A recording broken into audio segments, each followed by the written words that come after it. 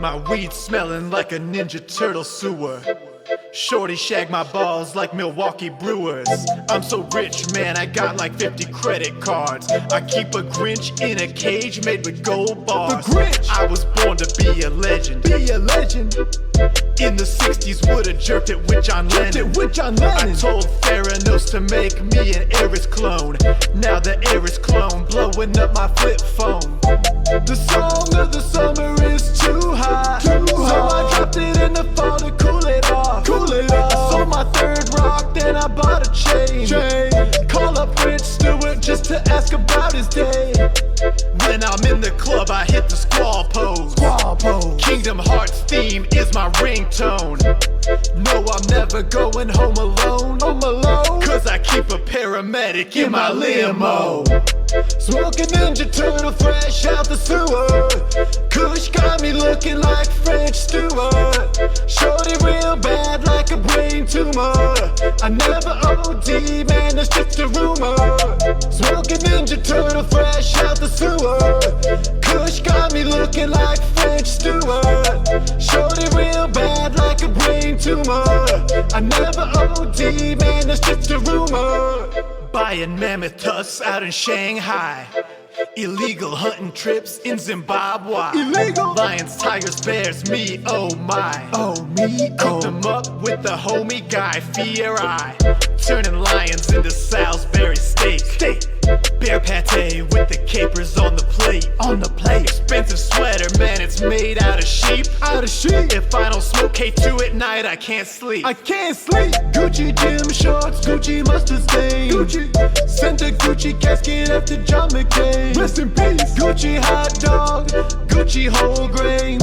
Even when I struggled, I had Gucci hunger pangs. Gucci Nike, Gucci Adidas. I put the fucking Gucci pattern on a cheetah. Gucci HPV, Gucci diabetes. Gucci TED Talk with Gilbert Arenas. NBA. Smoking Ninja Turtle fresh out the sewer. Kush got me looking like French Stewart. Shorty real bad like a brain tumor. I never OD, man, it's just a rumor. Smoking Ninja Turtle fresh out the sewer. Kush got me looking like French Stewart. Shorty real bad like a brain tumor. I never OD, man, it's just a rumor. Smoking Ninja Turtle fresh out the sewer. Kush got me looking like French Stewart. Shorty real bad like a brain tumor. I never OD, man, it's just a rumor.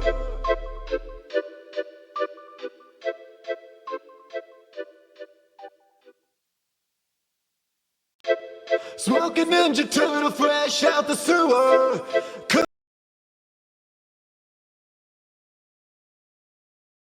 What up, everybody? We are live here with Lore Club. We're getting going here with Shasti and Nick. We got on this one. We're building two kingdoms.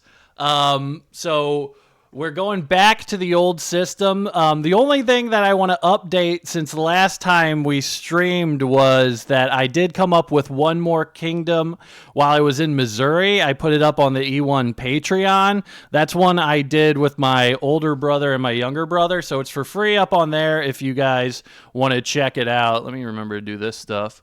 But right now we're going back to the kingdom builder. We talked a little bit about beforehand about kind of what we're looking for here. I'm going to explain it a little bit, but first, hey, Nick and Shasti, hey, how you guys doing?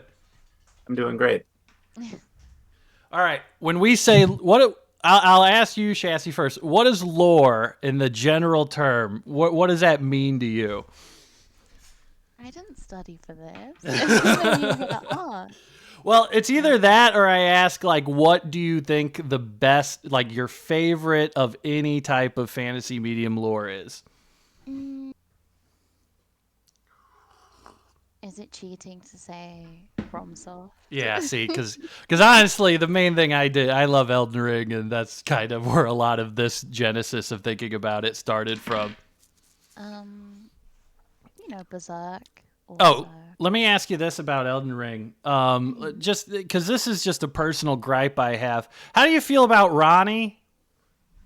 She's my favorite. You're just She's like my- everybody else. You're just like everybody You else. don't like her? Just every no, I don't have a problem with Ronnie. I have a problem with that being people fucking well that's the default ending really if you want to be accurate. No, I'm sick of Ronnie. It's desperate and it's needy, and I don't like it.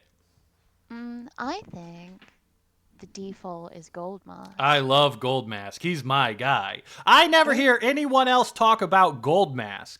I also love Goldmask. I think that his ending is the most canon, and it's the best way to tie up all the loose ends. And I think that the Rani ending, even though she's best girl to me, I can see why if you're a lonely guy, you Yeah. a voyage with her, you know? There's a lot of traps of lonely men built specifically into Elden Ring, like the Fia in general is just. But the Fia one at the end, she's like, well, sorry, I'm, Does she apologize for it? I don't even remember. She doesn't apologize, but she just says, talks about how much "Great." she likes Godwin so much. Yeah, but she's grateful to you, and then she dies. Yeah, I don't know what's up with that lady. I didn't like that. Because honestly, once I found out they trick you, I never hugged her. So I didn't engage with the storyline because I never hugged her. It's like Miyazaki builds in an NPC that comforts you, but she harms you at the same time. It's very horny. It's very inherently horny, and that's why I get very suspicious of it, even though Elden Ring does a good job of avoiding it. What was he cooking? What did he meet? But Andrew's yelling at me now because he's saying I'm jealous of Ronnie, and he's mad that I think Marika was born from a jar. I think Marika was born from one of the jars. I think she's the saint that was realized. I think so too. Are you just agreeing with me now on purpose? I was ready about the Rani thing. Now it's just I got no steam. I agree with the Rani thing, but I'm also not a sensitive young man. So Right. ending is relatable to me. Yes. I like Rani because she's very ambitious and doesn't want to, follow the path of becoming an Empyrean. And I like that. She's audacious. I like she's a tower. I respect anyone that has a tower. Does have a tower. And she has Blide. I never learned how to pronounce that name right. I think it's Blide. Honestly, that's one of those things where I think I got mad because I think everybody pronounced it correctly, and I was kind of getting left in the dust there. And I don't want to change. So, Blythe? It's the Welsh thing. But it's like, no, I don't know any Welsh people. No offense. You don't really get a lot of Welsh stuff. We get a lot of the Irish stuff, but like Welsh is like a third tier ethnic type of white guy in America. Nobody gets excited about a Welsh guy. Yeah, because you have lots of Irish. Yeah, we have too many. And we don't do anything. We're not good at anything. Man, shut up, Andrew. Leave me alone. But what's Andrew saying? Andrew's saying that everyone's wrong but Brand. He's just egging me on like usual. Nick, did you beat Elden Ring? Yeah. Oh, what'd you think? Who'd you like? So I'm weird with Souls games where I've played extensively and beaten all of them except Bloodborne and the first Dark Souls, and I have the attention span of a goldfish when it comes to remembering any lore. I don't watch the videos. I just go through it and enjoy it. So I can't even remember really how it ended. I set the tree on fire and then killed some guys. Yeah, that's basically the gist of it. I go for the atmosphere more than the actual concrete details. That's called gamer's pleasure. That's your choice. What's the best area to you then?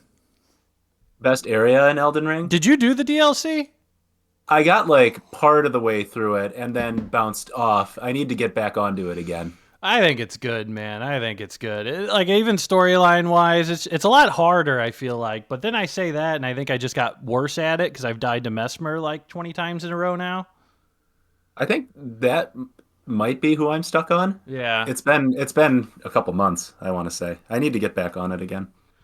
Let's jump into it here with the Kingdom Makers. So what we're doing here is we're making 2 kingdoms. We're filling out the general beginning part of the world. So what we're doing right now in the setting of this is we're deciding almost kind of like a late Bronze Age style era.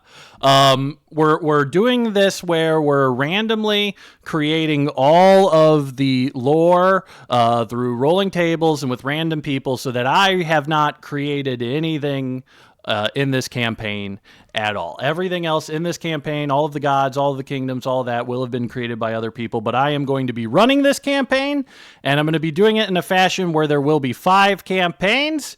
One that takes place in a very early time period, and then 500 years passes. So we're going to do a whole timeline of this world is the end game goal of this, right? So we're creating the baseline environment now. We have gotten 2 kingdoms already, 2 kingdoms that will be nearby to the starting area named Pronger Valley. To the north, we have the Kingdom of Factenberg, which Dan Beckner came up with. And then to the west, we have the Diarchy of Karamar, which is a kingdom that my older brother came up with, right? So if we're looking at those kingdoms, Factenberg is a religious cultural kingdom that sort of gives out, kind of tracts and edicts and a lot of speeches. Dan kind of inspired, like it's a Reddit-esque sort of kingdom. And Karamar is a militaristic magical kingdom that's obsessed with sports, kind of based off like the Greens and the Blues and the Byzantine kind of era, like constant sports riots in this place, but it really does keep them together and keep them united against outsiders. So that's the context that we have. This will be a whole different area. This will be a whole new type of biome. So the very first thing we're going to do here, Shasti, is you get the first pick of the kingdom. We need 2 kingdoms to be created. I have used the terms exotic and unknown to figure this out. The exotic kingdom is something that is going to be nearby and heard of, but most people in the area will have never have met these people, interacted with these people. It'd be something you know about, but you really ever rarely see in person. And then there's going to be the unknown kingdom. The unknown kingdom is going to be completely foreign to everybody in the original starting area, will be further away. So we're thinking sort of like, if the starting area is like, the Phoenicians, then the unknown kingdom would be like the Mayans. Got to be a world away, really far, but the seeds for something else out further in the world. So the first thing is you just get to pick which one you do. I know we talked about it beforehand. Which one did you settle on that you want to do, the exotic kingdom or the unknown kingdom? Unknown. All right. But exotic. We're doing the unknown one, hidden and far away. So really with this one, you're kind of not bound to any lore, anything like that at all. So you feel free to cook however you want. So the first thing we're going to figure out is the founding location of this kingdom. What type of biome will it be in? So please roll me a D8. Okay, but I can fudge this if I don't like it. Yeah, if you don't like it, you can fudge it. You can only do it once, though. So if you do that, you can only do it once. Okay, I'm rolling. I rolled a 1. Tundra! These frigid regions stay cold year-round, and the soil itself never melts. While typically suited for nomadic herders, even berries, grasses, and mosses can be cultivated here if you treat the land well enough. So, extreme winter environment. How do you feel about that? Go with it, because it mentions nomadic herders. We can do that, and if you like everything else and you want to switch that, we can go back way at the end and switch it to whatever you want. Let me see the other one. The other ones we have are tundra, taiga, temperate forests, grasslands, desert, mountain, tropical, and wetlands. So far, we have a mountain kingdom, Factenberg, a desert area, Pronger Valley, and a grasslands kingdom have been chosen so far in the world. That doesn't mean you can't pick those. I'm just giving context for what we got.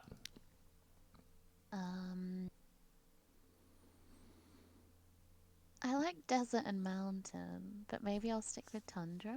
And keep in mind, we can go back at the very end, too, and start re-rolling some of these.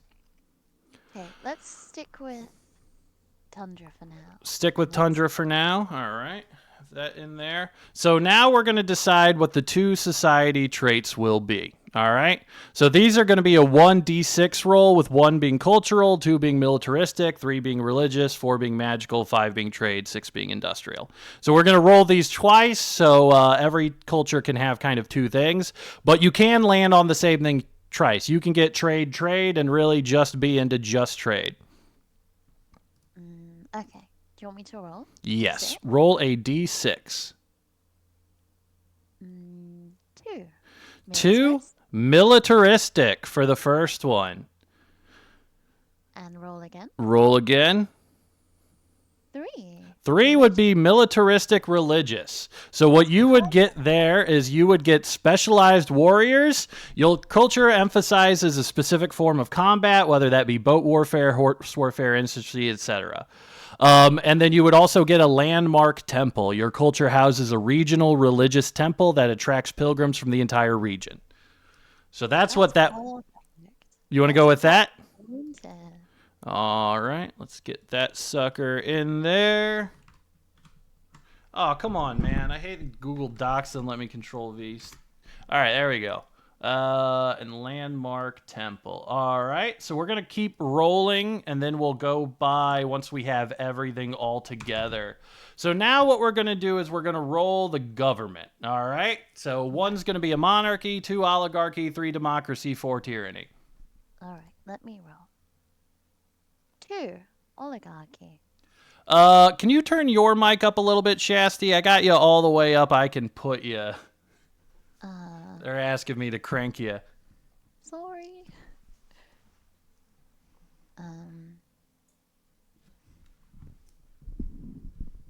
Any better? Yeah, that should work. I think that's good. It's still going to yellow on mine, so I wouldn't worry about it. Okay. Yeah, go ahead and roll the government. 1d4. I rolled. It was oligarchy. Oligarchy. All right. How you feeling about that one? There's no real flavor there. This is just up to you to decide kind of what it looks like. I'm okay with oligarchy. All right. We got an oligarchy. You heard it here, folks. She's okay with it. All right. So now we're going to go for the cultural traits. So these are the biggest, longest lists. So this one has the most stuff on it. The first list has a lot of stuff about the culture, but it also might say who the ruling class is. You haven't re-rolled anything as well. If you want to read through that and pick one if you don't like it, that's fine. But go ahead and roll me a d20, see what we get. Ooh, D20. 18. 18 is ruling class, farmers and miners. The wealthiest and most influential members of your society are a powerful elite of wealthy farmers, plantation owners, or miners. Who are these wealthy landowners, and how have they managed to assert power and control? How do you feel about that one? I don't like it. All right. We can always move that one, too. Do you want to roll the second one and even just see which one you like least? Yeah. So D20 again. Yeah, give me another D20. We're going on with a separate list there. 7. 7, magic water. Your culture has built its home around a source of fresh water that is innately magical in essence. Whether this is a spring, lake, creek, or river, this water has an underlying arcane energy. What is this source of water, and how does this water benefit or hinder your people? Water is okay, but I don't like the farmers. All right. So you want to stick with stick with the magic water, and then you would be able to just pick from the list there what you would want as your second cultural trait. So anything from list 1. Code of honor. Oh, okay. All right. So the core tenet of your culture that all citizens must abide by is a rigid code of honor. Violating this code is considered taboo, as this culture believes their code of honor drives them to excellence. What is their code of honor, and what happens if they break their own code? Sticking with that one? Yes. All right. So we have, so far, a tundra-based society with specialized warriors and a landmark temple that people come to visit. It is an oligarchy. It has a source of magic water to it and a rigid code of honor. So we already used that one. So that is going to be the set of our kingdom. So what are you thinking of starting with? Do you want to go one by one, starting from the top down, going with the warriors and then the temple? Or do you have like an overall idea of what you're thinking right now? When you said that no one had done orcs before, I was thinking like a hidden tribe of orcs. 100%, we could do that. And when I got militaristic and religious, I was thinking like horse archers or something like that. Okay, yeah. With the specialized military, that would work really easily. And if they have a landmark temple, maybe in the temple is the magic water. Oh, okay. So let's start here then. All right. So let's talk about the specialized warriors. We're talking about horse warriors? Okay, we talking about archers in specific. What would be, are they like a class of people? Is it a military? Who are these great warriors, and how have they kind of, what is their place in this society?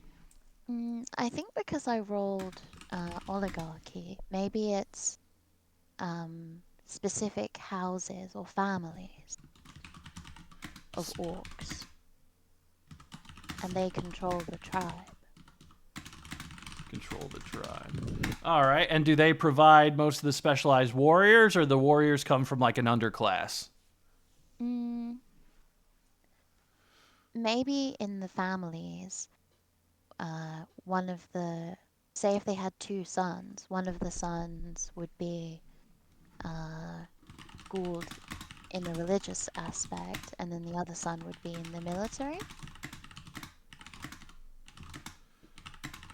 What would happen if they had like three? Would it just be the third guy gets to do whatever he wants, but like you promise one son to the military and one son to the temple?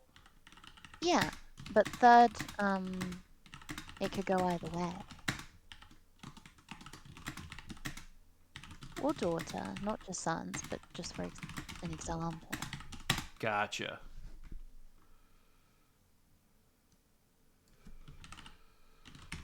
So, okay. All right. So if we have that, aesthetically, how do these warriors look?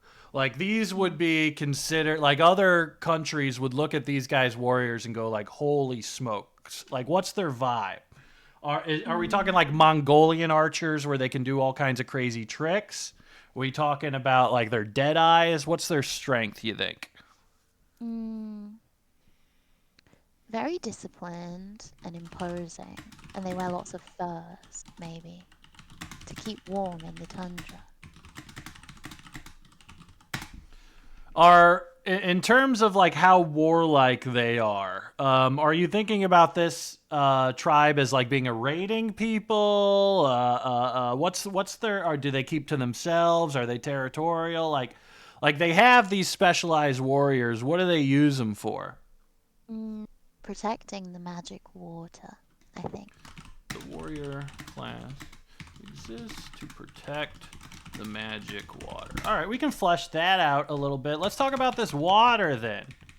When we say magic water, are we talking about, if it's in a temple, is it like a well? I think deep underground. So you have to go beneath the temple. Beneath the large temple is a magic source of water. Was like what kind of, I guess whenever we talk about magic water, we're talking about what color magic water is it? Maybe like a clear blue. Super clear blue water. What happens when you drink it? Or are you not supposed to drink it? They're not allowed to drink it. They revere it. They revere water. What gives this water its power? You know, it was discovered by their ancestors, and it was sacred to them. And so they built their society around maintaining this water. Are they doing it for any sort of purpose, or are they just thinking they have to protect it? That's their way of life. They don't know an alternative. How does the water help them now?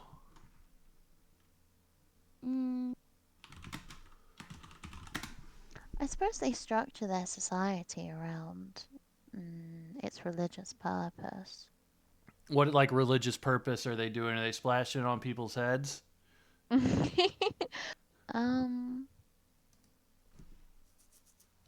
gonna have to think about that. Yeah, we can sit on that one a little bit. In terms of like the aesthetics of this temple, right? What are we thinking? You know, because a lot of the stuff we've talked about as reference points has been like kind of Mongolian stuff like that. You know, what would we do as like a landmark, single location, non-nomadic temple kind of look like? I like the idea of something tall and imposing, just like a large, tall structure. No embellishments. Like brutalist? Brutalist, but Just like a spire of concrete almost? some kind of a crude creation. Something. But it goes deep underground, right? Mm-hmm. Is it like built into, what biome did we get? Tundra. Is it built into a mountain? Is it built in, or is it like right in the middle of the, you know, kind of open plains or a forest or something like that? I think in the open plains. In terms of like tundra, we can say that whatever. So anything as long as it's a generally cold, borderline Arctic environment, then anything can kind of work from that. I like the idea of being able to see it across the horizon. This tall structure. It's probably, you know, if they're horse guys, they're probably going to be navigating to and from it. Mm-hmm. In terms of like the horse stuff like that, do we want to tie the horse stuff to the water at all? Because also, you're the first person to mention horses. So you get to decide what horses are. The only domesticated animal that's been talked about so far is that a lot of the seafaring people herd manatees. Manatees are an incredibly common domesticated animal. So, how do the other kingdoms travel? What do they use? They don't use horses? Oh no, but no, we haven't.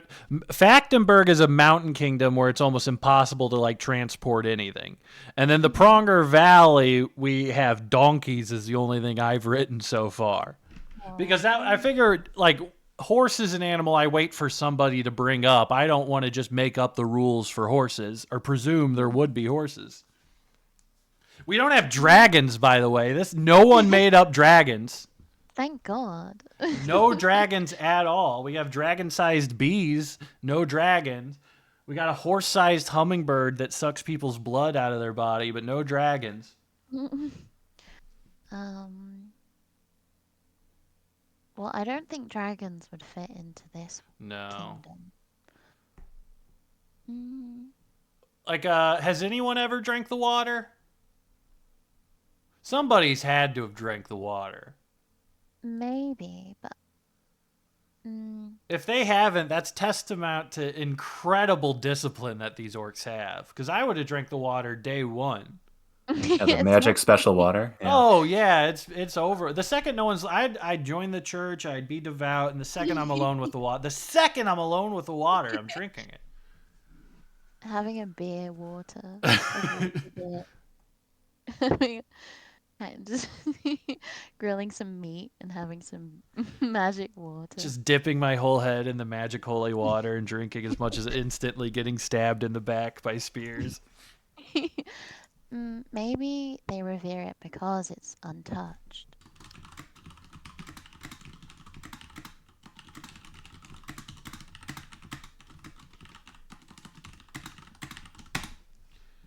All right. Does the water benefit or hinder your people in any way? Benefits them. It gives them purpose. All right. We can talk a little bit more about the table here. All right, let's talk a little bit about the oligarchy here. We were talking about a system of orcish families.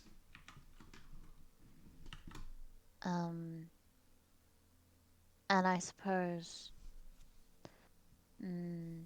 Who would make the decisions for these people? A council of the families.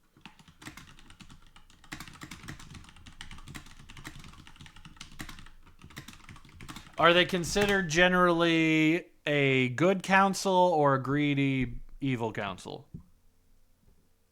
Generally good. Generally good. It's made up of quite a few families. Would it be easy to join it? Like, is it a static council or is there moving in and out? Not to hop in and ask questions. I'm just curious. Feel free. I encourage Yeah. you. Want to join the council, the Orc Council? Yeah, like are the families the same all the time? Do they protect that If you're position? born on the wrong side of the street in orc society, are you allowed to join the council? Like, can a no family name bum get on there? I think every family in the Orc tribe is represented, and all of them come from their ancestors.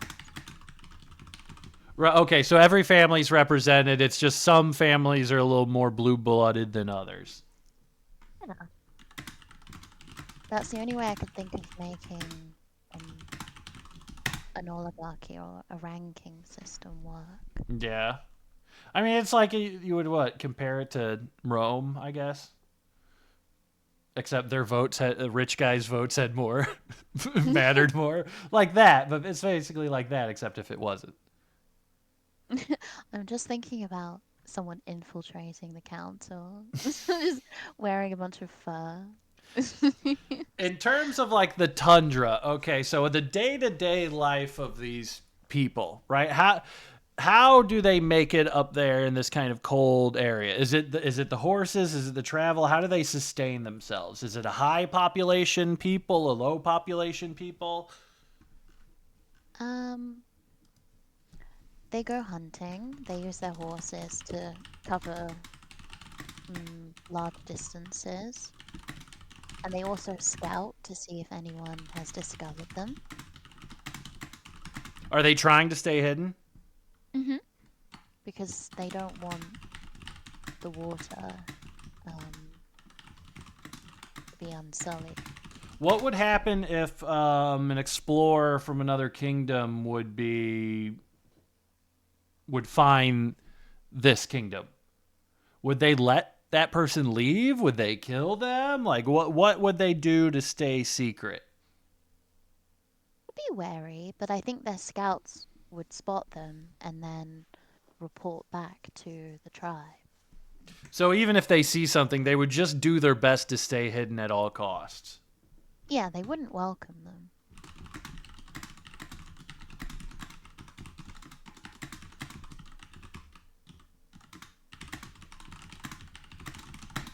All right, we have the temple. We talk about the water a little bit. What is the religion about? What is the religion really like? This water's great. I mean, who are they kicking it up to? What's the religion of these orcs like?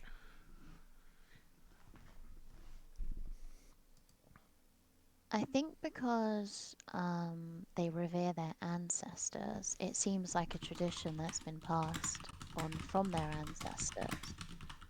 And they respect that by honoring this water and protecting it. So they really even don't concern themselves with a god or any kind of sentient intelligence up there. It really is just, we are thankful for this water. We are thankful for this ancestors. Everybody else leave us alone. Would that Just- work? Yeah, of Good course enough that for would work. Grandpa. Yeah. So if we look at it this way, in terms of like the larger cosmology of this, the very first god was the god of death, and he was an interloper god that came from a different world. And when he came, there were already people here. There were already humans here, but only humans on this planet. So every race that's not a human was created by the gods, but we can easily make that work. We can easily make that work. Did you say it was the god of death? The god of death was the first guy to show up, and there were already humans here. There were Did he already humans. die before he arrived, or So yes, and that's going to be kind of the thing of the first campaign is going to be that in the large central area there's this congregation of spirits of all of the people that died before the gods came, and they don't really know what to do with them.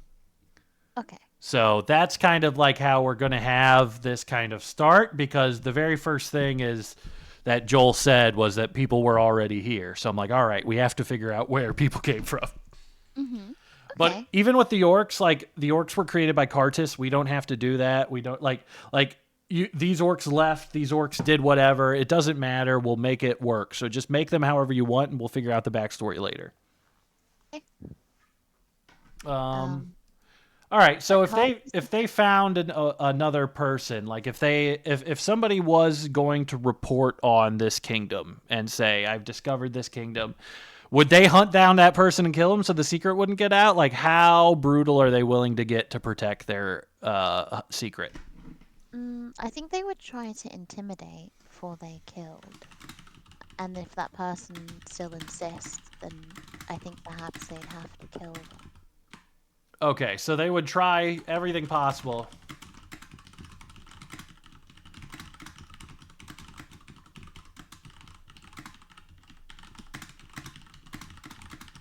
All right. So they'd do it if they had to. So what is a way that we can show how do they practice the ancestor worship? We talked about them revering their ancestors. Are we talking totems? Are we talking like what's the go-to way to show prayer? I think it would be nice if they were carved into the temple walls. They pray by carving into the temple.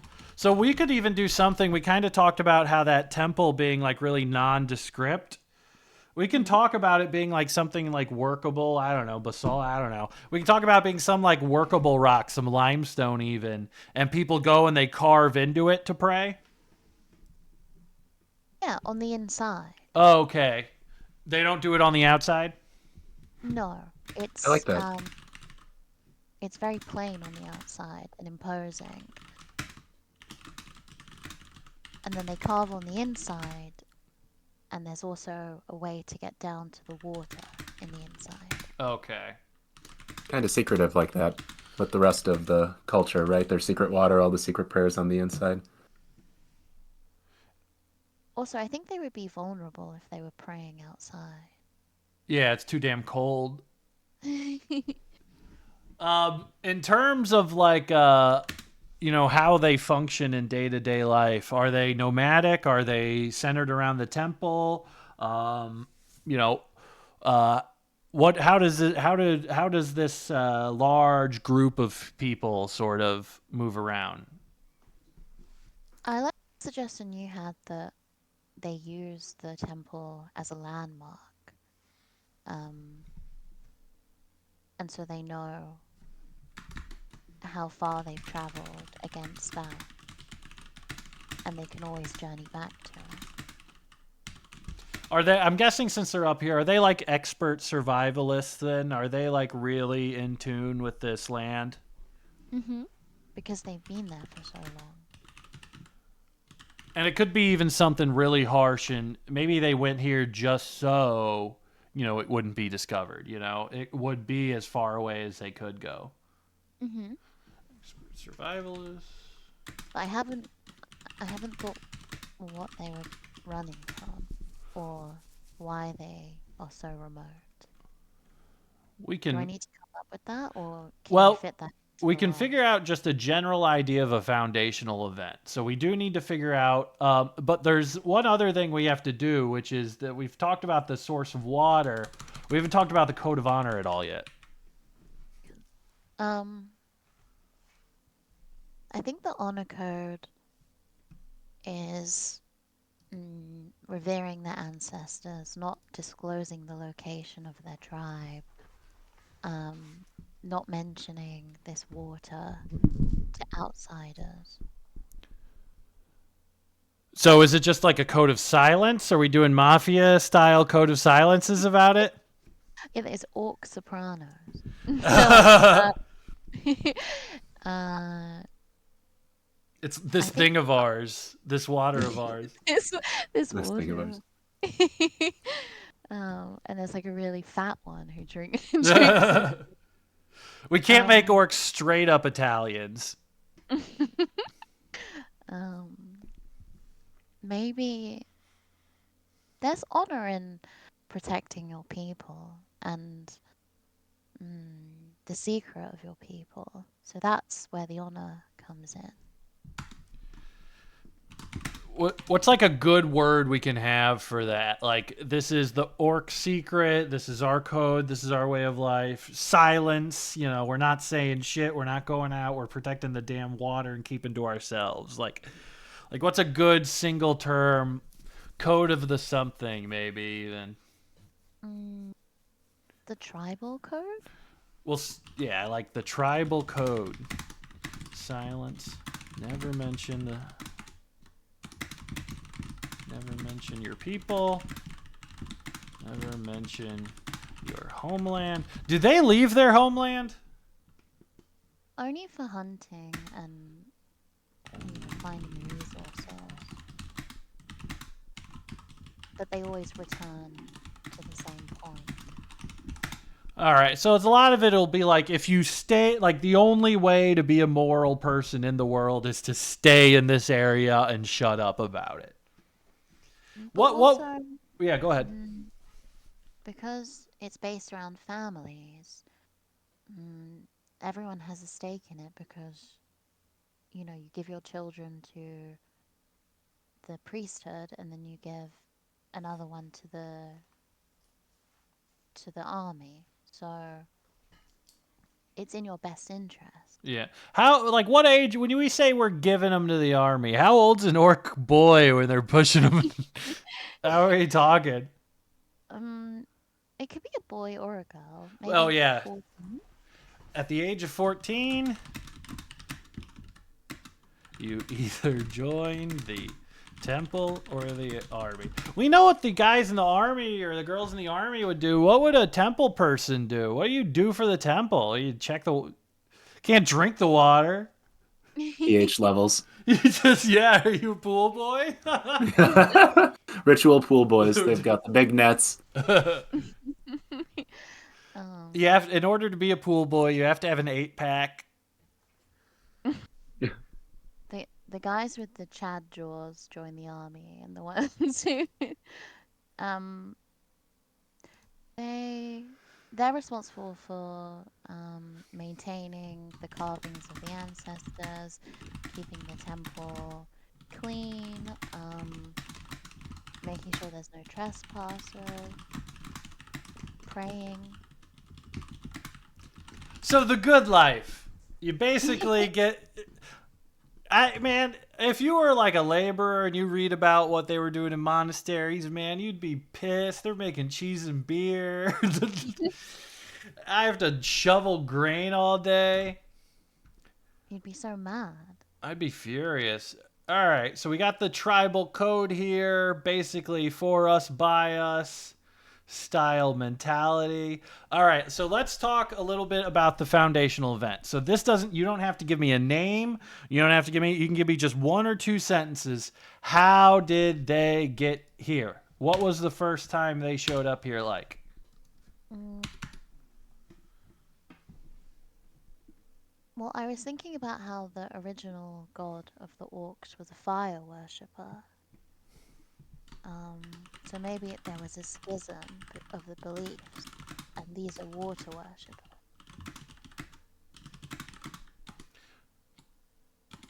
All worshippers of Cartus. This was a small band of water worshippers that, if they're water worshippers, we can always just say they sailed across the sea. Or do you want to say, like, how they... Basically, the only difference is how far do you want them to be from the area where they originally came from? Do you want them to be really far, or... I think really far so that they're not Yeah. discovered. They sailed far away to start their own society. All right. We don't need any more than that unless you got something. Just on that, maybe they're hidden because they're trying to escape the fire worshippers. Trying to escape the fire worshippers. All right.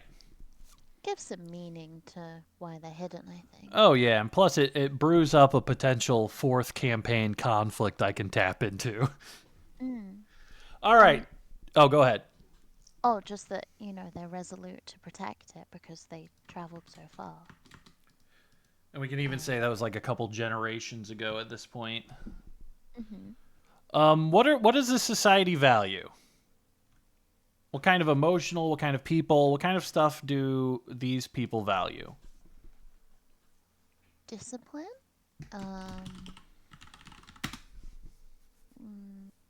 Protection of the tribe. Sort of pragmatic. Efficient. What is a big taboo in this orcish society? What is the biggest taboo? Drinking the water like a bear. Drinking the water like a beer. What would they do if you did that? They'd throw you out. Yeah, but they wouldn't. Would they kill you or throw you out? I think throw you out so that you have to live with the shame. What if they spread rumors about the water to outsiders? You think they'd want to kill him? I don't think Keep it they'd want. secret? And I don't even think they'd mention the water. I think they'd be too terrified. Versus being like, "Hey, we have this. We have this poisonous water."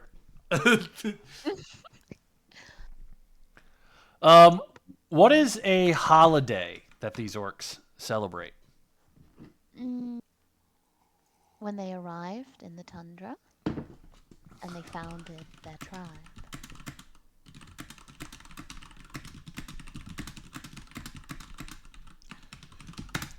Is this civilization warlike?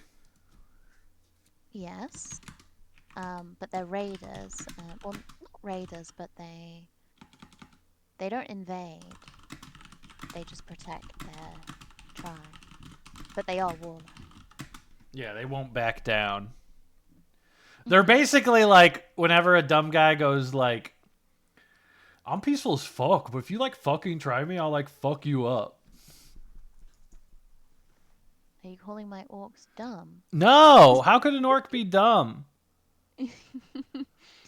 How is life for the average orc in this civilization? Well, when you said, what's a holiday for them? I think they, when there's a new birth or, someone gives their child to either of the factions, that's celebrated.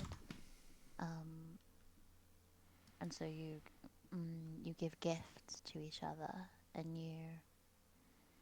everyone knows what everyone else is doing. So generally friendly, gift-giving culture. But there's just like, in terms of like the average man in society is treated generally okay. That we don't have a lot of like economic stratification or anything like that. There's no scarcity of food, and anything that's hunted is shared among the tribe.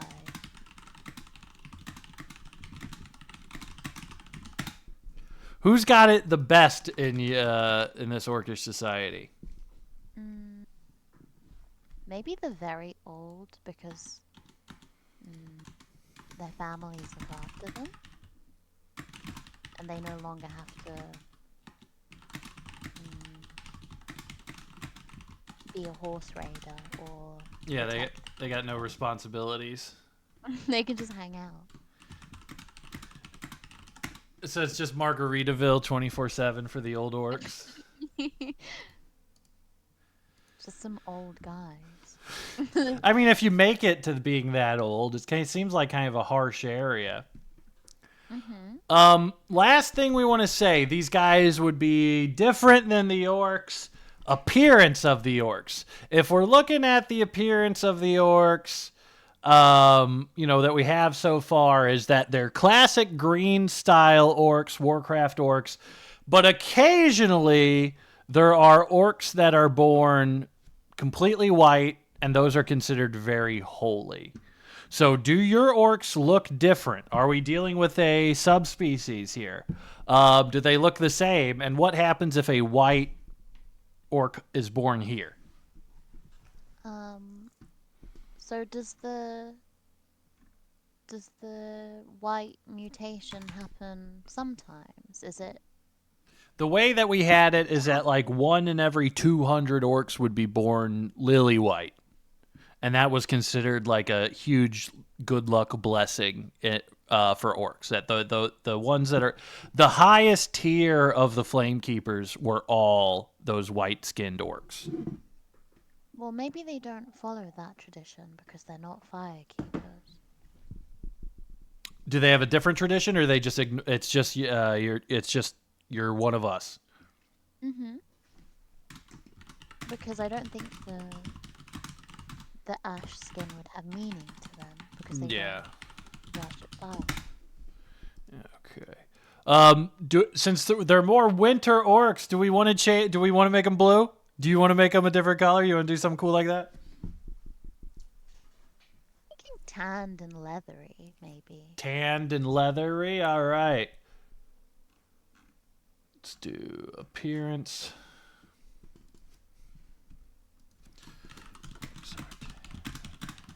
How beefy are we talking these orcs?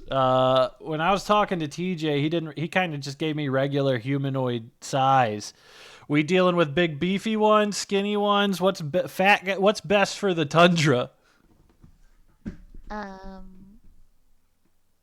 think shorter but stout. They got blubber. Yeah, to keep them warm. All right. I like that. Got the chode orcs in effect. All right. So They're like Genghis Khan orcs. They're like fat and small. Fat winter orcs. Just kind of dwarf. I like Mongolian dwarf orcs.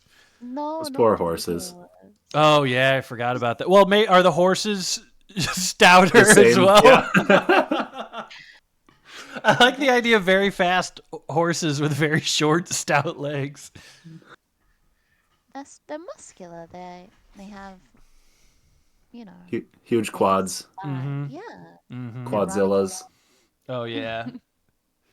All right. So recapping this here, I would start thinking of the name. We're going to start thinking of the name. If it's an oligarchy, what kind of government we want to name it. But so going over everything, we are a tundra kingdom that is militaristic and religious. They have specialized warriors that are horse archers. These usually come from the houses of families that have to kind of contribute people to the temple and the military.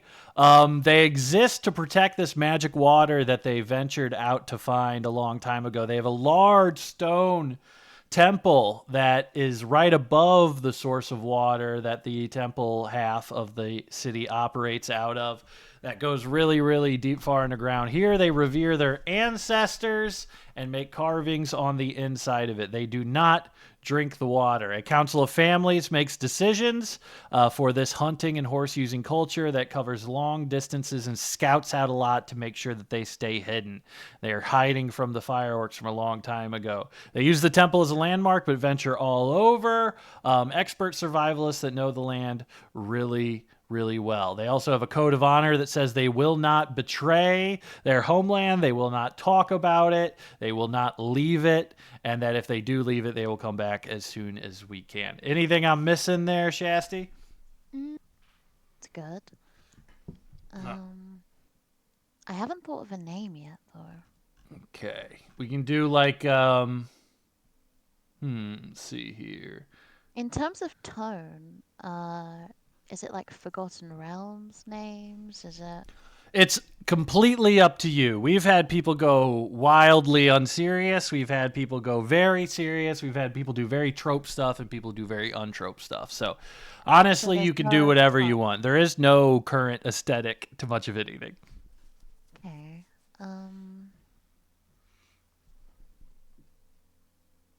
I'm gonna have to think about it. Yeah, we can start doing Nick too, and then just have you do that. Think about if it, what the name of it would be, and if you want to call it a kingdom, or if it's an oligarchy, it would be confederation, or however you want to do that. Okay. We can start Nick's, and then if that's okay. Oh, 100%. All right, let's do that then. You come up with the name for it at any time. Feel free to blurt it out. Nick, you got dice and everything? Oh yeah, I'm ready to go. All right, Nick, let's do this. Okay, so we are going to be doing an exotic kingdom. So this kingdom will be familiar to the people of the starting area, Pronger Valley. They won't have a lot of experience with it, but they will be aware of it. So this would be something that if you're thinking of like, if the main area would be like, the Phoenicians, then, the exotic would only be as far as like the Hittites. But it's just since it's so far back then, it seems a lot farther. But yeah, you will be tangentially aware of the starting area. Now, the first thing I really want to say, now you were talking about doing a kingdom with the carp. Is that correct? Yeah, I've really glommed onto them. And I know with like founding location, obviously like fish people in the desert aren't going to work. I'm fine using my free roll to just secure wetlands. I don't know if that works for you. It kind of fits into what I've been brewing up here. No, we can do that. So let me refresh everybody of what the carp are. Our good friend Oki invented the carp. The carp were created by the god of life, water, and beasts, Zoth. They have beautiful underwater architecture that they build alongside coral reefs. They are brightly colored humanoid fish people. They live short lives and breed rapidly. While surface dwellers find these creature aliens, the carp find humanity fascinating. The carp find the surface world very, very fascinating. They can function fine out of water, but they do need to rehydrate their bodies periodically. So any long-term carp kingdom would either have to be underwater or in a marsh. So in terms of just starting with that, Nick, do you want to just roll it in the 1 in 8 chance you just get the wetlands and don't have to use it? That's a good idea. That's amenable. All right, let's go here. No way. I got 8. I'm not even shitting you. All right, I believe you. Okay, wetlands. That's why you don't say it at the beginning. All right, we got the location as the wetlands. So when I say wetlands, I also mean that can be a mangrove forest, that can be a swamp, that can be anything that just has a ton of water. It can be, the Everglades, however you want that to kind of be in your head. I'll read the description of it. These semi-aquatic climates range from swamp forests to peat bogs to coastal mangrove forests. These climates are defensible, can sustain large populations, and have great biodiversity. Coastal mangroves is perfect. All right. So we can start with the wetlands. All right, let's decide the 2 traits of the society here, Nick. I want you to roll me, roll me a D6. D6, busting out the lucky green dice. Got a 3. 3 is religious. Okay, roll me another D6. Oop, off the table. 5. 5 is trade. So with those two, you would get a landmark temple, and then you would get a landmark temple, and then you would get a celebrated trade. So you would have basically a heightened amount of money. This would be a wealthy kingdom. All right. I'm down with trade. I even have kind of an idea for what they'd be trading. Let me think about temple. Do you want to re-roll? Yeah. Well, we can also do the rest of them and then figure out which one you want to switch. Yeah, let's do that. Okay. Go ahead and roll me the government then. Roll me a 1d4. All right, 4. I got a 4. Tyranny! Oh, boy. Yeah, you're familiar with that. I think we've gotten one democratic government. All right, moving along to the cultural traits. Nick, go ahead and roll me a d20. All right, 20. 19. Ruling class, shadow government. Your culture's current political situation is a complete facade fabricated by a small group of true rulers who have unseen total power within your culture. Who or what is this shadowy cabal? What is the true purpose of their culture? How do you feel about that one? It kind of fits with the tyranny. All right, do that one with the Figurehead tyrant. Got a figurehead tyrant. Go ahead and roll me one more d20 for the second trait. 7. Oh, well, magic water. Oh, yeah, you want to just re-roll that one. We did that one. Out of 20, too. All right, 20. Wait, a 20? Yep. Weapons specialist. The people of your culture strongly identify themselves with a particular weapon, which all of your youth familiarize themselves with at a young age. What weapon do your people identify with? How are your youth trained on this weapon? So you got one of these you can change, Nick. Going over everything, you rolled wetlands, religious, trade, tyranny, shadow government, and specialized weapon. You know, I might stick with religious and trade, because if I can do religious figurehead, that ties in nicely with tyranny and the shadow government. Yeah, let's do that. Yeah. And even if it's a tyrant, he could be like maybe a nicer tyrant. It doesn't have to be like overtly cruel and conquering, but could still just be in charge of absolutely everything, at least on its face. So if I'm going to change anything... Let me see.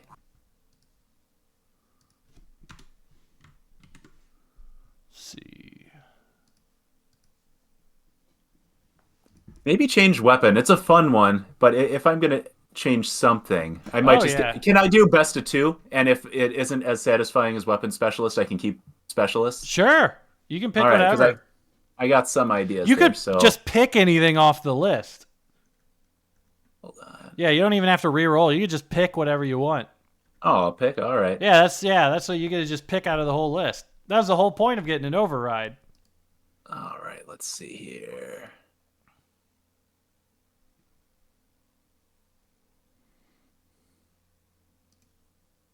Allied monstrosity is kind of fun with an ocean people. Like thinking about a Leviathan or something like that. Kraken. Let's see.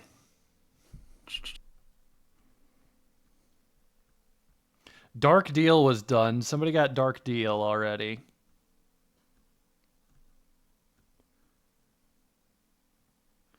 Nobody's got an incredibly complicated social system, which that one's kind of tempting. I just wanted to have I'm imagining like impenetrable aristocrat society. You just use the wrong utensil and you're just fucking done. Yeah.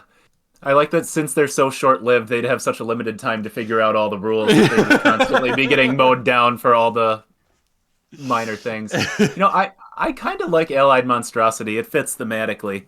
Some kind of beast from the deep. All right, so let's do Allied Monstrosity. Okay, so let's start then from the top here. You're going to be in a wetlands. Do you want to be on the coast? Do you want to be on a watery patch on the inland? Are you in the ocean? Where is this kingdom set up at?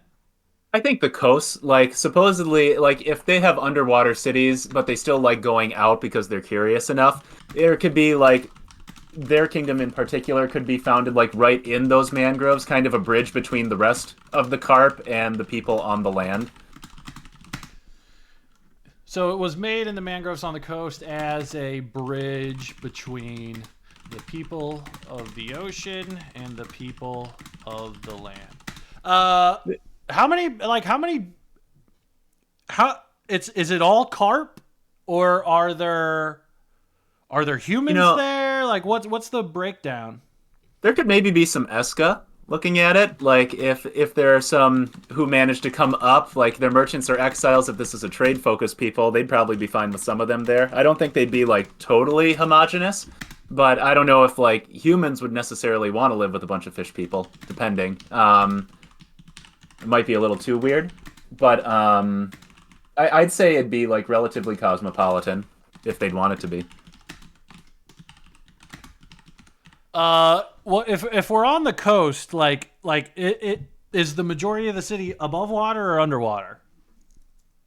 I almost kind of like the idea of like a half of it is above and it leads down to the other, so it'd be a city that's split kind of in two, like a waveform or whatever as it's drawn. yeah. So it goes up and then down again. And so there's like a region of the city that's sort of halfway between one fully underwater, one above. Okay, that works pretty cool. If we're talking about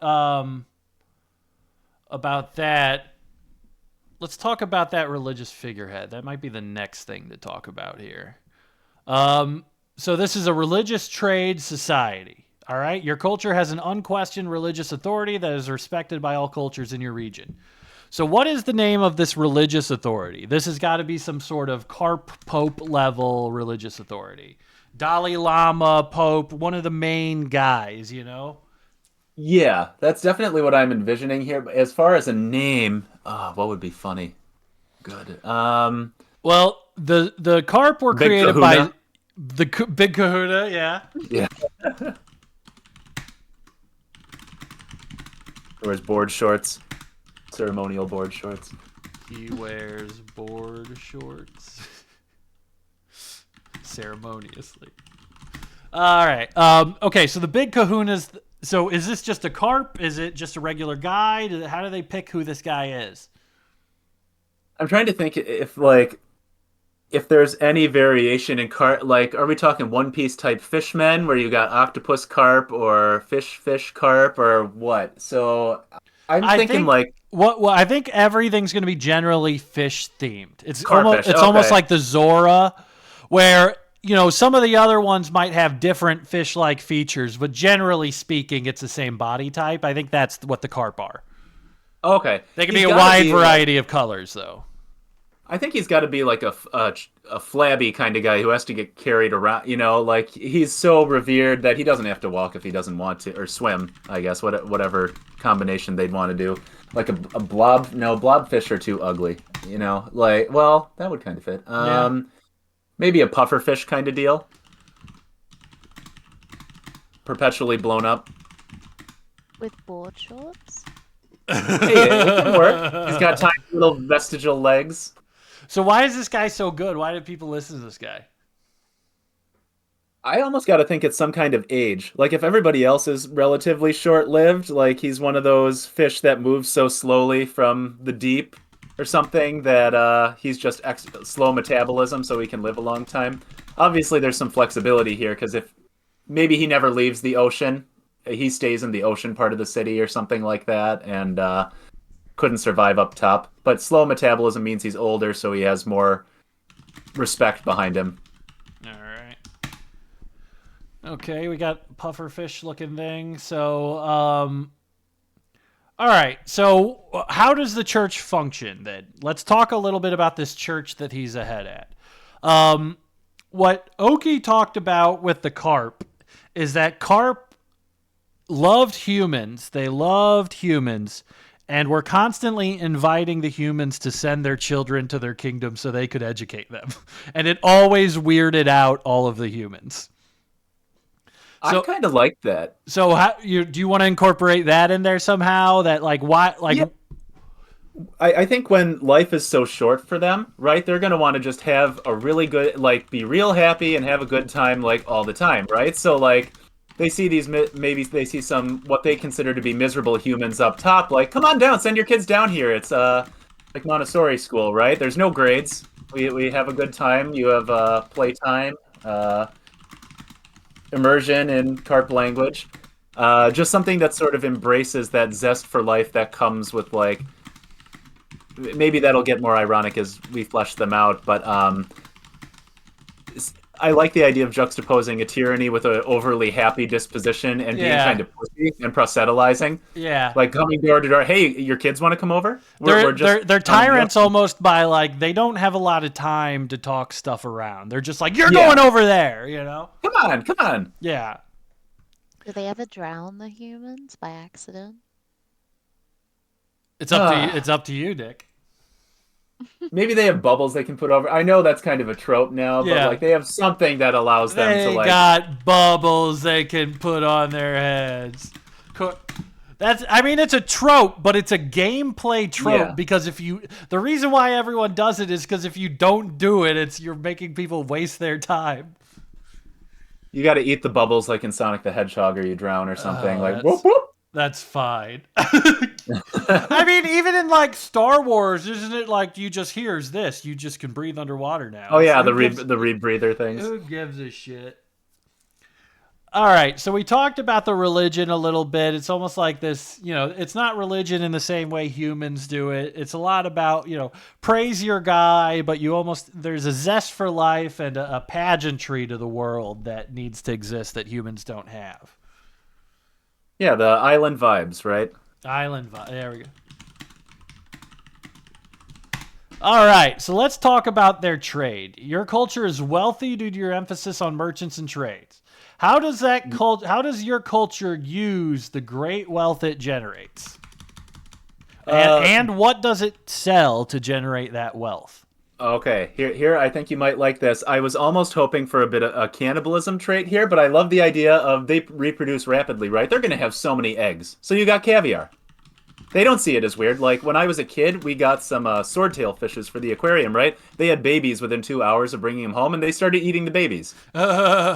No, what else is there to do? So like, although there's that zest for life, life is also kind of cheap so like unfertilized eggs, whatever, they'll sell them above. Humans might like to eat it. Good source of protein. It's expensive. Do the humans know that it's from them, or do they tell them it's from a different fish? They might not be super open about it. They just know, like, hey, this tastes good. We don't have time to talk, right? Why bother explaining? It tastes great. Have a good time. All right, they sell their own eggs. I do like that because they're created by the god of life, and the god of life doesn't even care about death because all he cares about is we need more life. Let's just make more life. So that works pretty well. These guys would be the same. They're just constantly, eat these eggs. Whatever, I farted out some eggs, sell them. Does that happen in Futurama when they have the chicken nuggets and it's the alien fish? Oh, that probably.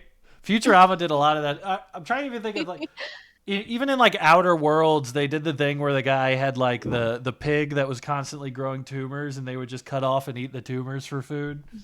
Yum. What is poplars? They were called poplars. They ate them like nuggets. What like okay, Nick, does this caviar look different, or is it smooth black? Is it big orange salmon roe? What are we dealing with here? I'm thinking like kind of tie-dye. Fit in with the tie-dye caviar eggs. Tie-dye style caviar eggs. Or iridescent, something that adds a little All right. Iridescent. That stuff.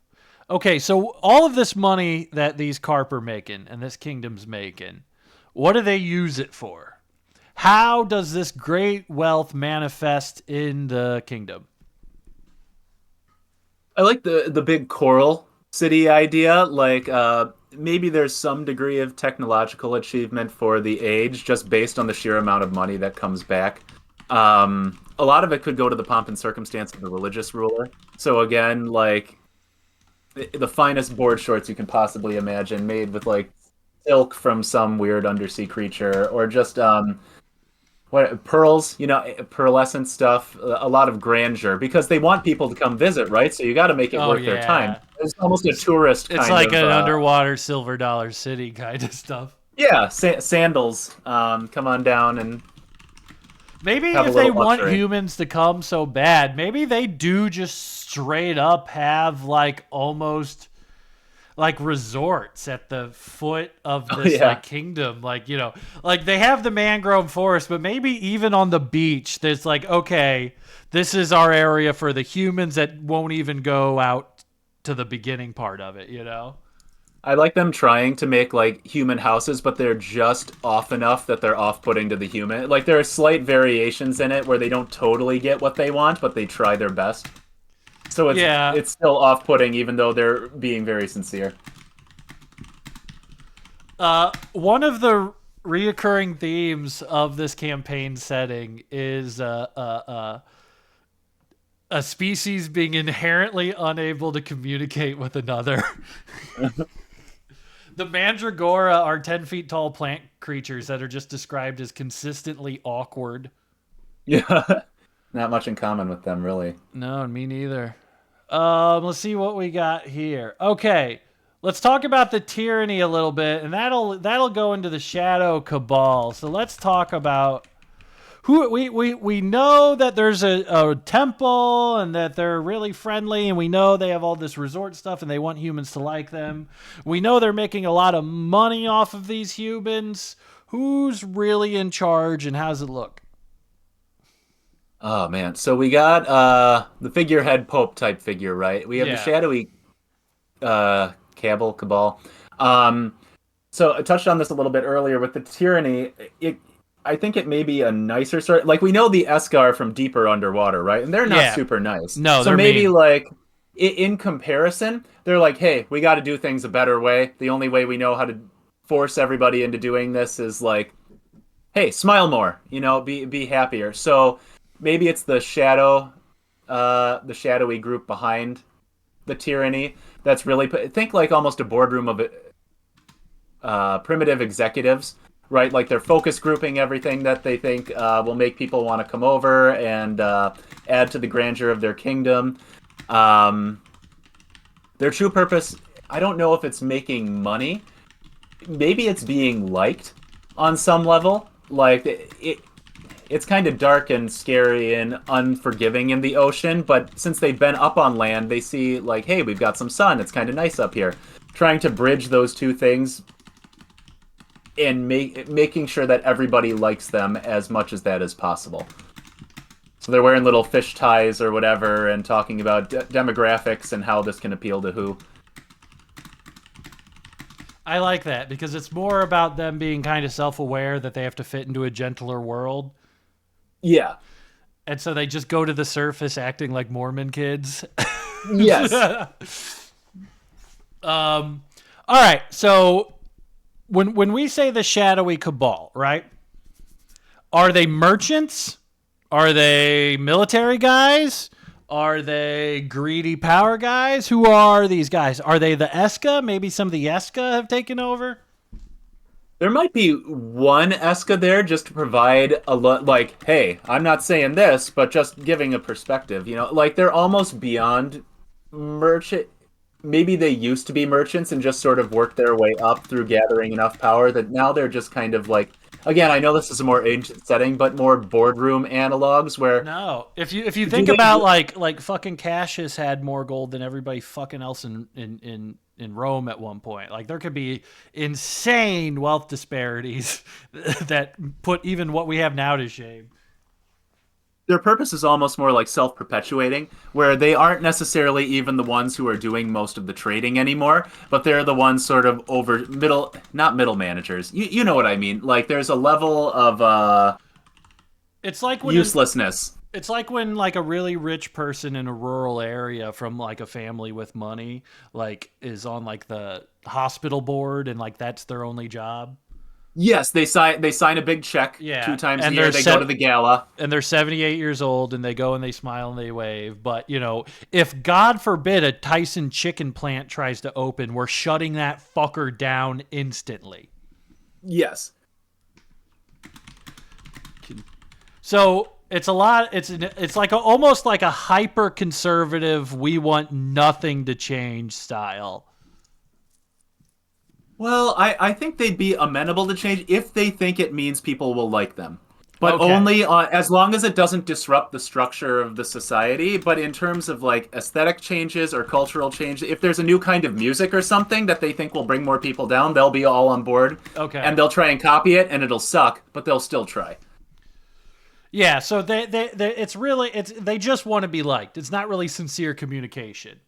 Yes, I'd say that for its own ends. So it's almost like it would be like a shadowy cabal of the Democratic Party versus the shadowy cabal of the Republican Party. With a bit of Disney boardroom, yeah. Yes, mixed in there. Like I said, feels- Democratic Party. It feels like Dubai, maybe. Oh, I like. Yeah, I'd say there's a little bit of that, except it's eggs instead of oil. But yeah, I can see some of that. Dubai.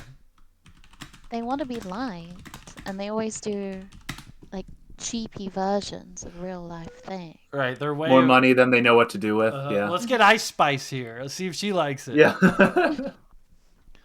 Oh, all right. So I like that. Do we want a name for the Shadowy Council? Oh, that's good. Because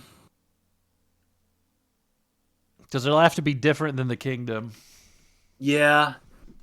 The Friendship Society or the Amiable Society of Friends or something that sounds really non-threatening, even though there is a bit of an element of control to it. I like that a lot. All right, let's talk about the monstrosity a little bit. Your culture has made ancient friends with a non-human monstrosity of your choice. The monstrosity is innately hostile or wary of any humanoid who is not a member of your kingdom or tribe. What creature is this monstrosity? What is it called? A kraken is a little too like on the nose. So I'm thinking just like something from the deep that's really like are oarfish the ones that are vertical when they're in the water and they have the long things on their heads. Like just something really, really long with really big teeth. And the threat is always there of calling it up, but they never really want to do it. But it's always like their trump card. Oarfish? Yeah, let me see oarfish here. Oh, okay. Like super duper duper long. Are they the ones that sit vertical? Yes, I think so. Yeah. Okay. That's cool. All right, I like that. How long are we thinking? In their eyes, probably most of them have never even seen it, but it would be in like biblical terms, like 20 leagues upon league, that big flowery language that isn't specific, but it's just really, really, really big. All right. So, is this thing what connection do the carp have with this creature? Why does this creature protect them? Why does it listen to them? It obviously has to like them, but how does it do that? So the first thing that comes to mind is like Aquaman. They put their hands on their heads and send out the little sonar boop, boop, things to talk to it. If I don't know if they'd be in regular contact, maybe the Amiable Society of Friends sends like quarterly reports or what they think it gives a shit about that. They sonar out quarterly reports thinking they want to keep it a prize, but maybe they don't hear back from it necessarily. It's just always been a section of their culture. And if we're assuming that at like some point they originated in the ocean, came up, I guess we'll get to that, come up on land and then sort of straddle between. It's just been spoken of for so long. It's almost like an older brother who's off at college. Like, yeah, my brother's in Delta Force. Like, Yeah. don't mess with me and he'll come mess you up, man. But that may be how they keep a sort of stranglehold on power too, is just invoking that. Not often, because you can't make friends by making threats, but like it's always kind of there. Maybe instead of an oarfish, we can call it something like an axefish or something. Yeah. The axefish or No, they wouldn't have rifle. Okay. Claymore fish. I don't know. So how often does this thing attack people? I mean, if there's a human that sails by too close and doesn't even know there's a kingdom there, is this thing just shredding them? What does it do? It probably has some degree of what's the word? Independence, autonomy. Where since it's out in the deep ocean, you hear about someone who's out on a boat. Maybe it's a human, disappears underwater, never to be heard from again. So in terms of like concrete appearances where lots of people would see it, maybe not that often. Maybe sometimes a big boat goes down and everyone's like, oh, it must have been a storm. It's too scary otherwise. But maybe there have been like one or two instances over the past like couple hundred years where there was a more prominent, like in some kind of battle, a more prominent appearance. And even then, like all you see are like some fins swirling around the top or something like that. It's still maybe a little more rumor than substance. But we can assume that if a not carp, or maybe the Eska have some connection to, stumbles onto where it is at a particular time, they may get got. Yeah. Hostile to non-ocean creatures. Ignores boats unless lots of things. You can just have that there. All right. Okay. So, going over some of this stuff. This is an exotic kingdom. This will be on the coast in a mangrove forest. Is a religious society with a religious figurehead known as the Big Kahuna. The Big Kahuna is sort of like a Jimmy Buffett-style ambassador between two worlds. I imagine anytime the ocean world needs to communicate with the humans, they go through the Big Kahuna and kind of vice versa. Yeah, I'd say so. The intermediary there. All right, so we can stick with that. Their celebrated trade is their caviar that they sell. They've gotten quite wealthy from it and have basically reinvested all of that wealth into resorts, into grandeur, into decorations to appear as appealing to humans as possible. We got a tyrant society where it's run by a secretly shadowy cabal called the Amiable Society of Friends, and they maintain their grip on the society secretly by communicating with the oarfish. That is a powerful ally of this ocean kingdom. All right, let's go into the foundational event here, Nick. What is it, even if it's an old kingdom and people don't even remember, what is the myth of the founding of this kingdom? What do the people here say to each other about how this place was made?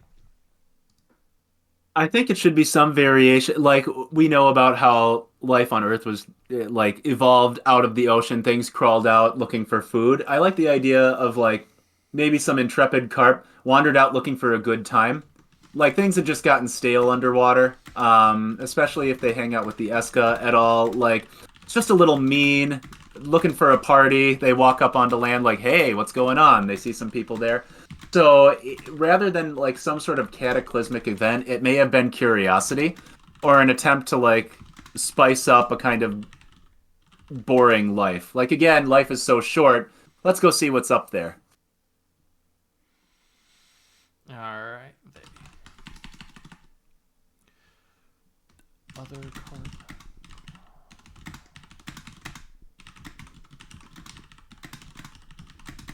Kingdoms. All right. Let's talk a little bit about the values. We talked about them valuing, getting along with people, valuing, positive appearances. If you are a carp in this society hanging out with other carps, how would you know who a cool carp is and who a shitty carp is? A shitty carp wouldn't be willing to compromise, and there's a little bit of like, people in real life who like will be way too quick to adopt someone else's opinion if they think that it'll make things go more smoothly. Yeah. Even if they don't, and they'll try and play it off like, oh yeah, I've heard that song before. Yeah, they're great. Some element of like, for the sake of everyone else being happy, maybe putting yourself second a little bit, and deviating from that is harshing the vibe. Like, what's your problem, man? Wait, they value putting themselves second? Yeah. As long as it ensures that other people may have a better time than them. So they're Midwesterners. They are religious too, so you got the guilt in there. They follow the teachings of Confucius. Did they say oop when they walk Oh. by? Oop. Oh, excuse me. Just gonna swim past you here. Yeah. Oops. The fish really do bump into each other. That really is. All right. So it's more of a communal based thing. What is the biggest taboo in carp society? I like the idea of people, because they're so organized, they tend to swim or walk or whatever in schools. Like, organized, you got equal distance as much as you can. If someone veers out because they're not paying attention, that's a bit... No, you got to stay in unison with pretty much everyone else. It's kind of collective. Maybe that's not like the biggest taboo, but that was the first thing that jumped to mind. No, I like that. It would be something... If you're walking by yourself, it means that predators can see you. It means you're sick. It means something's wrong. Yeah, you're sticking out like a sore thumb, and maybe if a human comes down there on the off chance someone finally agrees to come down, and they're followed by a bunch of like tour guides and they're not doing it right, it might be like, ugh. Yeah. All right. What is a holiday that the carp settle, or that they celebrate in this kingdom? That's a good one. I feel like it's got to be the Big Kahuna's birthday. Let's call it Kahuna Day. Yeah, Kahuna Day. Kahuna Day, the big... A lot of the holidays are birthday based. Yeah. There's a lot of births. What do you do on Kahuna Day? Oh man, like I'm thinking pure like bacchanalia. Like they just go the more like They're spraying their eggs everywhere. yeah, all over the place. They eat them all. Like, they want to forget everything they did the night before as much as they possibly can, because it's almost showing, like, if the guiding foundation of their religion is living life to the fullest, you gotta go all out. Like, people probably die all the time, but if you die on the Kahuna's birthday, like, jumping off a table and breaking your neck, like, you died a glorious death. It's kind of reckless, and kind of like carp kind of die. They just kind of die more often. Like if you think of a fish will just die every once in a while. Like if you're in if you're in a carp restaurant, one of them just might die. Yeah, just starts floating up. Oh, there he goes. They do like whatever sign of the cross equivalent it would be and go right back on to partying. Yeah, I would imagine it's not if you're in a society where there's like twice as many people but everybody lives twice as short lives. If people be dropping like flies, you wouldn't even bat an eye, really. Yeah. Is this civilization warlike? I think if they're pushed to it, like I think if they have some martial traits, they could be disguised in this is a dumb example, but if they're doing the limbo, they've got excellent core strength, right? From doing the limbo all the time. So if they're pushed to it, they could be powerful warriors. Maybe like some of the games they play on Big Kahuna Day are related to like urchin throwing or something. I don't know.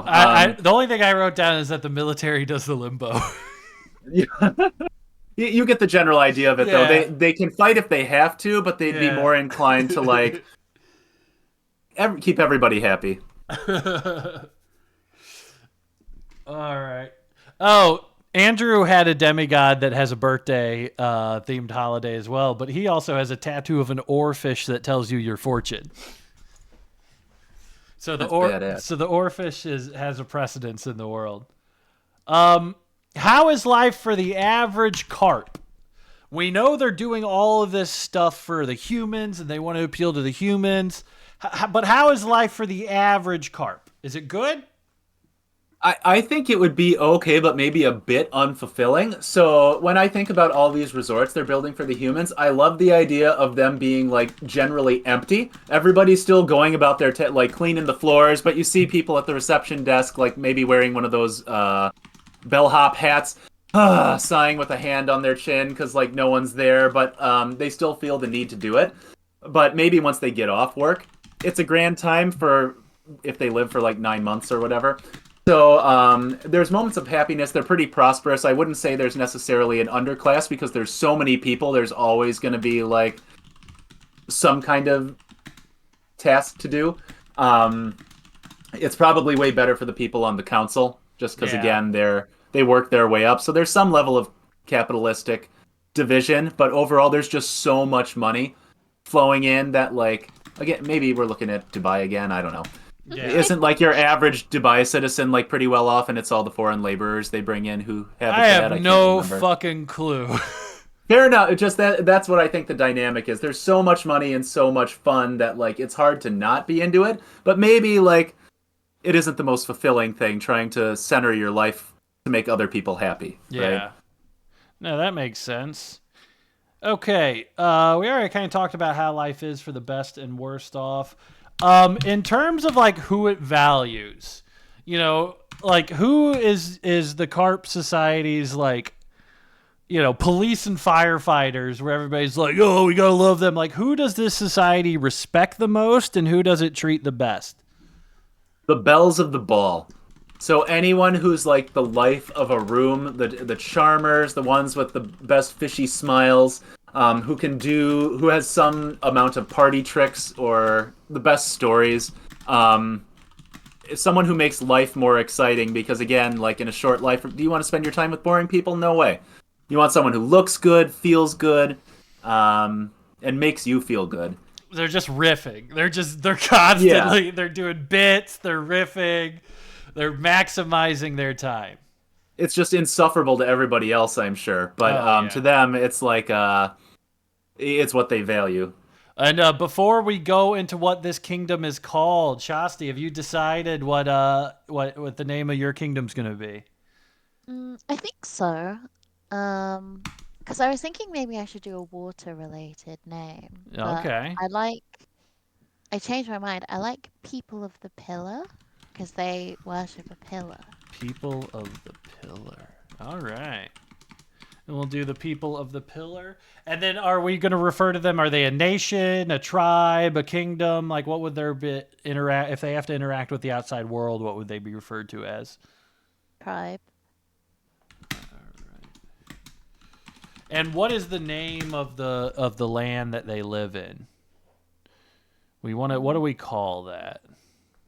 So the tundra area. Yeah. Where is it? I haven't decided. It's gonna be far away, but it'll probably be connected to a separate landmass. I'm guessing this will be the second continent, where I start on the second continent. Okay. So it's another island. It could be an island if you want. The only thing that really matters is that it's an Arctic area. Let me think about Yeah. that. Nick, do you got a name for your kingdom? I think like something theme park set, like Pleasureville or some Wonderland. Ferrari you know, World. yes, Happy Town. Just something really like calculated that makes people want to visit it. What would like a fish think of human emotions? I don't think a fish would. A fish wouldn't know what Like, would a fish know what happiness is? I think so. Like in terms of these fish, what's their emotional spectrum? Is it the same as ours?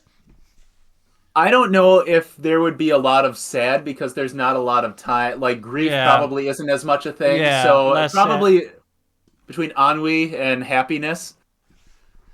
So they just name it Smileville or some shit. Yeah, there we go. That's what Smile Town. Smile Town, the kingdom where everyone's smiling. The kingdom of Smile Town. All right. Okay, and then this is going to be in like a mangrove forest, you said? Yeah. What do we want to name that forest? We want to give it like a larger area? Yeah, I like it being less overt to juxtapose with Smile Town. Yeah. So like maybe something really savage sounding. Oh yeah.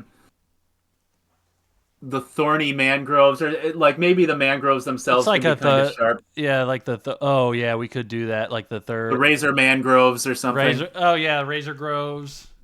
Who wouldn't want to go to Smiletown in the razor groves? The You know? in a thorny mangrove forest called the Razor Groves.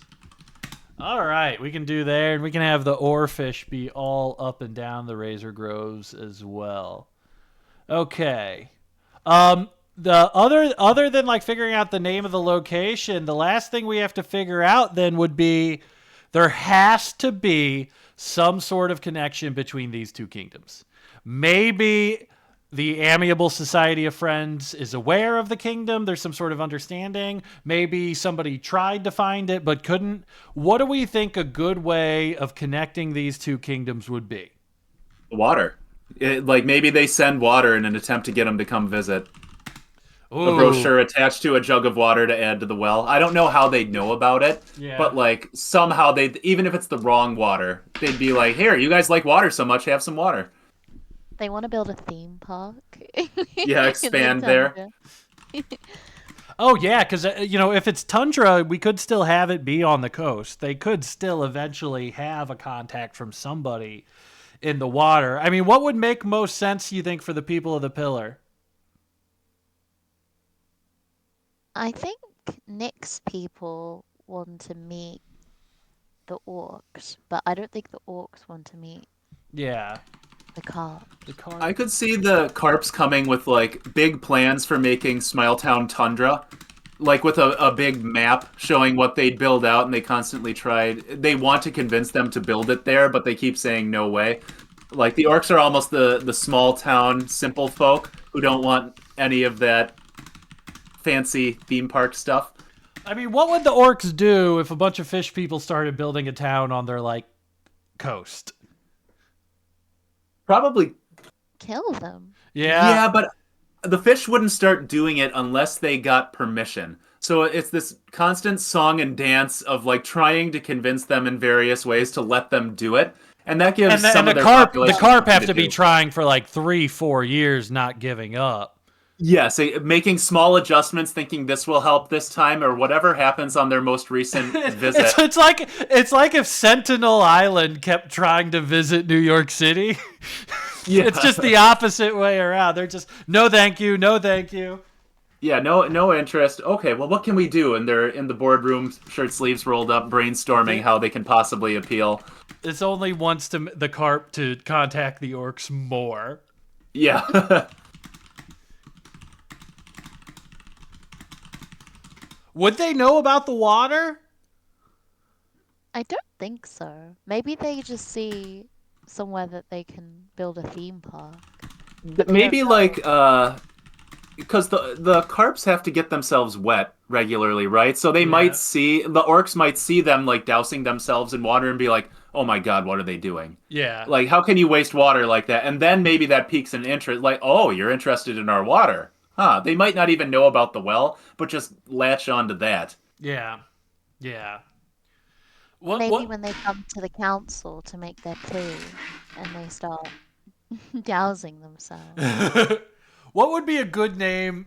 Like they're trying to build a new Smile Town. What would be something that sounds really similar to Smile Town but isn't exactly that? If you're a fish watching a human's, you're just looking at their facial expression and you go smile. It's good when they smile. Okay, that's good. What's a good? Maybe something more explicitly joyful, like really in a grating way, like not the kind of genuine joy, but like weird Christian missionary type joy. Oh, like joy with an exclamation point whenever like Christians talk about like the royal, Yeah, I the got royal joy. Yeah, joy. so Yeah. fucking annoying. Yeah, let's just do joy then. Just do Joyville. Yeah, just joy with an exclamation mark. This new town was called Joy with an exclamation mark. They're short, basically sweet. they're going to humans and orcs' areas and they're building Branson, Missouri. Right there. It's a tourist. They're tourists that are willing to go to you. You know. All right. They're doing them a favor. Yeah. Okay. All right. Shasta, you know what you want to name the big like kind of territory that they control? I was thinking about Conan and some of the names of the places in Conan, and I like Hyrcania, but I don't want to copy it one to Yeah. one. What's like a So vaguely maybe winter themed version of that, like a like maybe just like Hyrcan? Hurricane? Yeah. Hirkan? Hyrkan. I'm sorry, Hyrkan? Yeah. There we go. I probably said it wrong the second time too, and you just probably said yes to it anyway. 'Cause I felt myself fucking it up the whole way. The land of Hyrcan. All right. The mythical land of Hyrcan where they have their specialized water. All right. So I think we have everything here. Before I read off the final two kingdoms, is anything else you guys want to throw in it? Not that I can think of. Good. I think I'm good. All right. So we're starting. We got the first kingdom we made today is going to be an unknown kingdom far, far away that will most likely show up in the second campaign. That's going to be the people of the Pillar from the land of Hyrcan. It's a tundra area where they kind of roam and protect themselves as horse archers going from place to place. And they navigate themselves due to their landmark temple, this huge, very plain temple that they carve on the inside of it to worship. Deep underground it is a source of magical water that they have never drank. And that gives them their strength because it gives them a sense of purpose. They revere their ancestors, no gods. They revere the water. They split from the god of fire and fled here a long time ago and have kept it secret. They are ruled by a council of families. They have a horse hunting culture that scouts and cover distance. They try to hide and blend in with everybody. They have a tribal code where they never mention the water. It's a code of silence. You never mention your people, never mention your homeland. Don't leave your homeland, only for necessary resources. And at 14, you have to join either the temple or the army. They got here a long time ago by sailing across the ocean, fleeing from the fire worshippers that were created by Cartus. And then second, we have the Kingdom of Smiletown in a thorny mangrove forest called the Razor Groves. It is an exotic kingdom built into a mangrove forest on the coast. Built to talk to humans. It is a religious society that is run by their religious figurehead, the Big Kahuna. He wears board shorts, ceremonious sort of flabby guy that looks like a pufferfish. Ages slower than the rest of them. Mediator between the ocean and the surface world. They are very rich from selling their own caviar. It is high demand with humans. They are a tyrant culture that is secretly run by a boardroom of primitive executives who make the real decisions for the kingdom using the Eska's muscle. They used to be a merchant class, but now really just focus on keeping the society likable to the humans. They're called the Amiable Society of Friends. And this kingdom has a powerful ally in a massive, biblically sized oarfish that roams the sea hostilely, but is a special connection to this kingdom. They were formed a long time ago by an enterprising carp who came to the surface to bond with the human. The connection between these two is going to be the town of Joy that's been trying to be developed for a long time, as the orcs do not want to establish diplomatic negotiations with anyone, and the carp demand to establish diplomatic negotiations with everyone.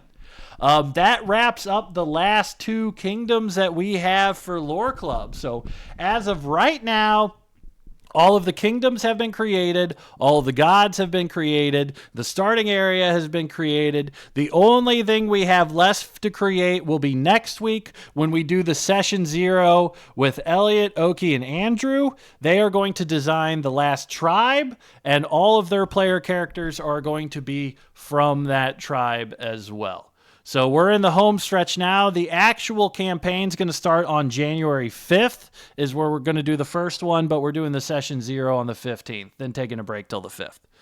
So I want to thank Nick and Shasti for doing this. Thank you guys for helping set up these kingdoms. I hope you guys had a good time. I'm really pleased with how it turned out. Yeah, that was a Thank blast. you. Thanks for having me. Yeah. I'm really happy. with Oh mine. yeah, I'm glad. I'm glad. By the way, you guys did orcs and did stuff like that because I had 2 human kingdoms so far, and I was like, okay, I think there's a distinct chance I get stuck with 4 human kingdoms. Orcs are the best. Yeah, I'm really happy you picked the orcs too, especially the orcs were created by TJ, who really didn't want to flesh them out too much. So I'm happy we can do this. I'm still not sure, Shasti, if we're gonna do these orcs as like a subspecies or if we're gonna do what, but I'll figure that out. I'll ask you if I get to that line. But that's gonna wrap it up for today. Thank you guys for coming on. We're gonna go ahead and hop off. I will be back Thursday. Doing the Elden Ring stream, wife stream on Friday, and then Sunday I will be back doing more Lore Club. So thanks for everybody for watching. Thanks Shasti and Nick for being on. I'm excited to get this campaign going. Yeah, thank you. Have a good one. All right. Thank All right. I'm hopping off now. See you guys later. Bye.